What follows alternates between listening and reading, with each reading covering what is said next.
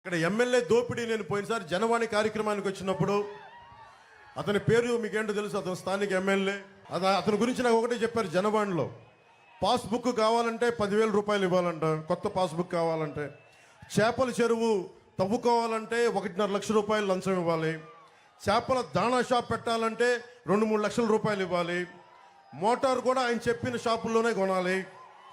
MLA కనీసం మన పెడలకి drainage చేయలేకపోయాడు, కానీ నోటిని డ్రైనేజ్గా వాడుకునే వాడికి డ్రైనేజ్ ఏం క్రియేట్ చేయగలడు? పేకాట క్లబ్బులు నడిపేవాడు. వీళ్ళు పదవుల్లో ఎక్కారు. పదవులు ఉన్నది పనులు చేయడానికి, కానీ పేకాట క్లబ్బులు నడపడానికి కాదు. చాలా బాధ కలిగింది. ఈయన ఇంటి ముందు నుంచి ఎవరైనా నమస్కారాలు పెట్టాలండి. నమస్కారాలు పెట్టకపోతే గంజాయి కేసులు పెట్టాడు జన సైనికుల మీద. మట్టి మాఫియా కోసం ఫిర్యాదు చేస్తే ఇక్కడ పెడన యువత వాళ్ళని చెట్టు కట్టి కొట్టాడు ఈ వ్యక్తి. నా దగ్గరికి జనవాణికి చనిపోయిన ఒక జడ్జి తల్లి నా ఆస్తిని అతను అనుచరులు దోచేసుకున్నారు, నాకు అండగా ఉండంటే నాకు నిజంగా నిస్సహాయత బాధేసింది. జడ్జిలకు కూడా ఈ రాష్ట్రంలో భయభ్రాంతులను చేస్తున్నారు, జడ్జి కుటుంబాలకు కూడా.